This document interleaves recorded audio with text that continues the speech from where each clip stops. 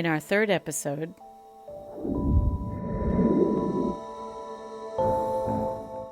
the question for the Magnificent Seven is, were you ever scared? Like really, really scared?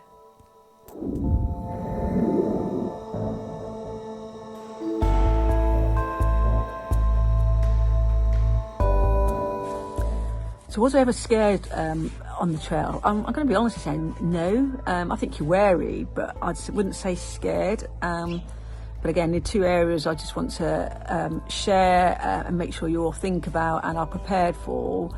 One is crossing rivers, and the second is being caught out in storms, or making sure you make decisions that prevent yourself being caught out in a storm, if you can. Towards the end, we had some quite extreme weather, some extreme storms, and obviously heavy rainfall that brought.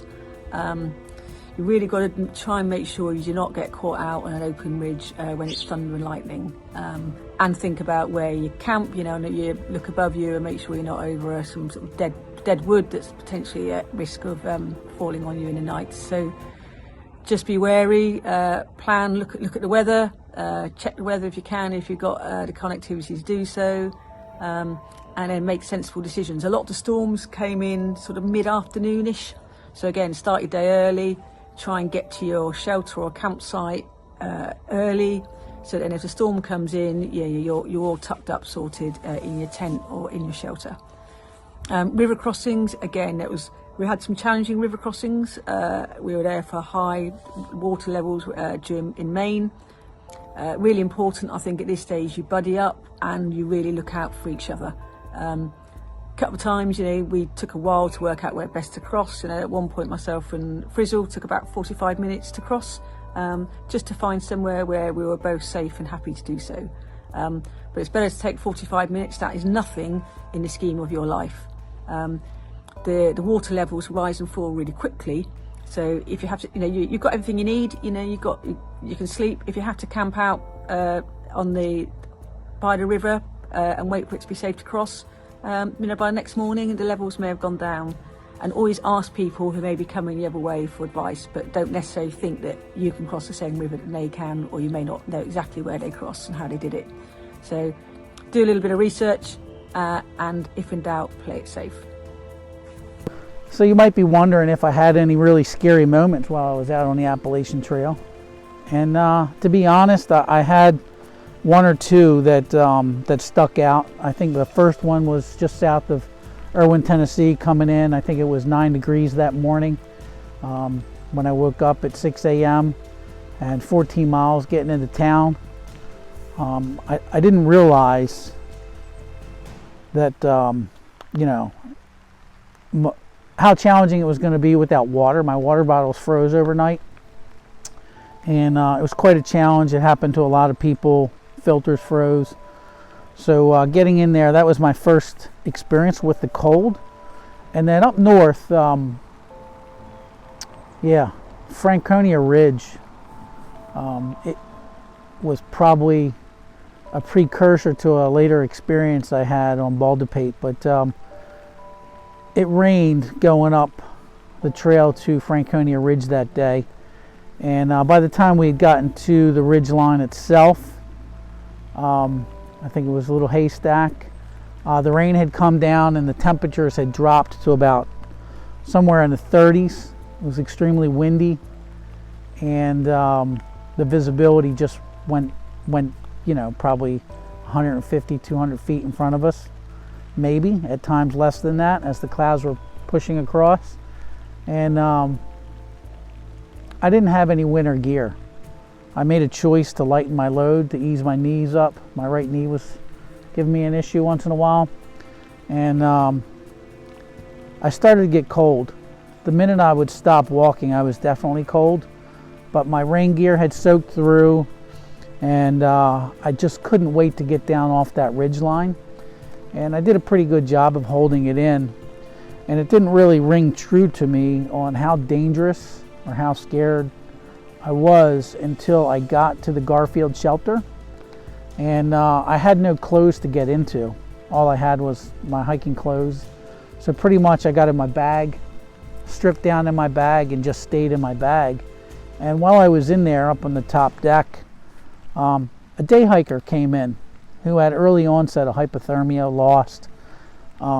He had no gear with him, and I think from that moment on, I was very thankful that we had good weather through the remainder of the White Mountains and the Presidentials. But that moment on, I realized how quickly the weather can turn, and you can put yourself in an extremely dangerous position, and not only yourself, but the people around you, your hikers, search and rescue, those type of people when they have to come for you. So that was a pretty scary moment, and yeah, don't underestimate altitude, the effects altitude has on weather, rain, the wind. Yeah, I was a little scared, but very thankful when the weather turned much better after that. So yeah.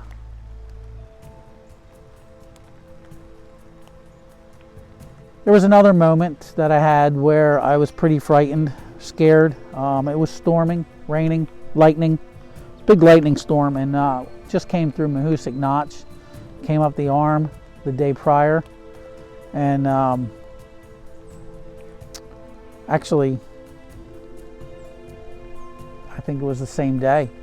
Yeah, came across Baldpate Mountain late in the afternoon, and as I was coming across the flat of the top there, the lightning had struck, and it was the last lightning strike coincidentally, but I was kind of looking up at this huge granite face that we had to climb, and I wasn't sure if we were climbing it, but then when I saw two hikers about halfway up, at that point I was concerned.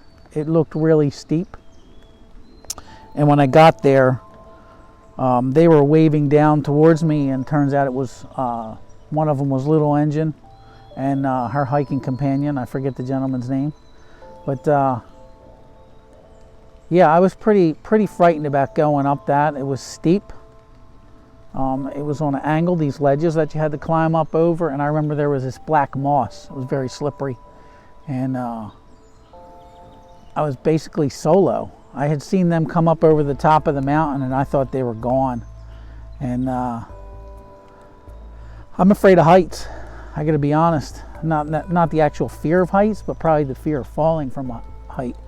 And as slippery as it was, as steep as it was, and being out there alone, I was pretty scared. Kind of in a little bit of a shock. When I had noticed, I climbed the last ledge and started walking up the last bit of angle, I noticed Little Engine waiting up the top at this gigantic cairn, and wow, I was so relieved. She started walking down towards me, and I couldn't even focus on her because I still had this stretch of about 60 feet to go up, and I just had to stay focused on each and every footstep, watching for the black moss, making sure that each time I stepped, my footing was solid, and that was a pretty frightening event for me. And yeah, I don't want to go over Baldpate again, to be honest with you. Not in the rain. The water was flowing down the ledges, so you know it was wet. Probably halfway up it had stopped raining, but the water was still flowing on the ledges. They come on an angle, and I just remember having to climb up these things and shimmy up 2 or 3 feet up, and walk up an angle, and then shimmy up 2 or 3 more feet onto the next ledge, and walk up that angle. And it wasn't over when we got to the top, because we had to go down pretty steep granite faces as well. Some of them had some ladder rungs built in, some steep drops.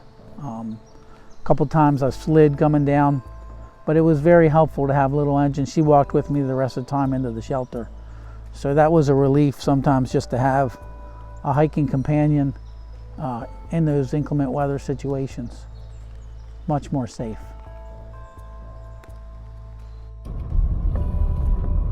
Was I ever scared on the AT? I guess when it dropped off so cold after Irwin, I did get nervous on there. Now, let me make one thing clear. I didn't get cold or anything like that. My gear and everything, it kept me warm every night. But you always, when it gets down that cold, you always wonder, have I got everything that I need? I mean, we was going through, we went across the beauty spot, Unaka Mountain, and I mean, we was post-holing in snow, and the wind was howling. It was almost like you was in a blizzard going across through there, and it wasn't, I know going across the beauty spot, it was less than, I'd say it's probably around 25, 20, and then that night it dropped down into the single digits, so we got to the Cherry Gap. I like to call it the Cherry Gap Hell Hut. But you wonder if you sweating too much, or because I sweat profusely sometimes, and you don't, your clothes is getting wet from the rain, and then you got or from the snow, and then you got your rain gear on that's causing everything to heat up. So anyway, when I got to the Cherry Gap, I started trying to get my stuff dried out. I know I laid down, got under my down, and everything, just started getting some clothes and everything dried out, got into my dry clothes. The next day, now it was cold, and I do believe this is probably the scariest time that I'd had on there. Is we got to the bottom of the Roan Mountain, and we was going to the Roan High Notch shelter, but it was like 5 o'clock in the evening, and in February, your days is a little bit shorter anyway, February 1st to March.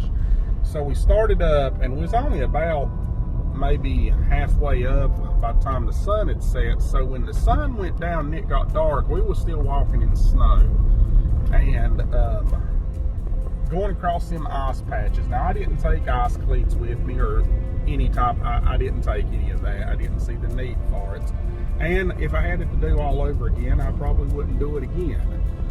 But going across the ice sheets of where the little springs or the creeks crossing the trail was, it was so cold they had really, you had water flowing underneath of them, I guess, but every time it flow out or thaw a little bit, it refreeze and making the sheet of ice thicker. Now, going across those ice sheets, I mean, one wrong move and you was off the mountain. And I mean, you had to be real careful. I know I thought several times, Lord, just don't let me, break a bone or a hip or throw a knee out or something other crossing this. Now, never did fall, didn't have a problem. God answered my prayers, but it was scary going up through there. We didn't get up to the Roan High Knob shelter till about 9 o'clock, 9:30 that night. And of course, somebody had set their tent up on the bottom platform, which, like I say, we got there late, so we didn't make no commotion or anything. We went up into what I call the upper room. Now, I'm a taller feller, so that upper room was not meant for tall people, so I'll leave that at that. But I believe I guess that's probably the only time that I was really scared on the AT. Were we ever really scared? I think for me, the scariest parts were in Maine when my brain was just tired of navigating all of these sheer granite rock faces, and everything was slippery and wet, and there were a couple of times where I was like, I'm just gonna have to fall off of this mountaintop to get to the bottom. Like, I don't know how else I'm gonna be able to do it. Same in New Hampshire, right? It was pretty sketchy on some spots, but Maine. I don't remember New Hampshire that one. Really, just Maine. On Garfield. But that was just annoying. That was annoying, yeah. I don't think I was scared. I don't remember really being scared on trail.